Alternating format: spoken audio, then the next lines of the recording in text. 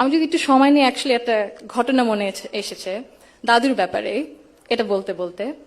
দাদু যখন আমাদের সাথে লন্ডনে ছিলেন গত বছর প্রথমের দিকে, উনি যখন এসেছিলেন তখন হাসপাতালে ছিলেন কিছু চিকিৎসার জন্য। ওখানে বিভিন্ন ধরনের বিভিন্ন দেশ থেকে নার্স ছিল, ডাক্তার ছিলেন, এবং একটি নার্স ছিলেন নাইজেরিয়া ওয়েস্ট আফ্রিকাতে। আম্মা আব্বা একদিন দাদুকে সকাল সকাল দেখতে গেছিল।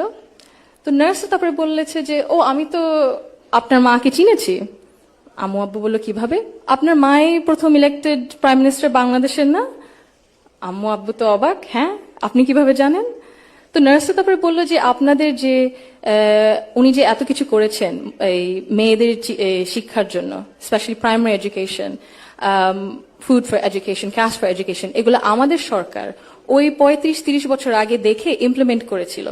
আর ওই কারণে লক্ষ লক্ষ মেয়েরা গ্রাম অঞ্চলে, ওদের দেশে গ্রাম অঞ্চলে বিভিন্ন জায়গা সদরে এখনো শিক্ষা পাচ্ছে, অন্তত প্রাইমারি এডুকেশন লেভেলে। সো ভাবলাম একটু শেয়ার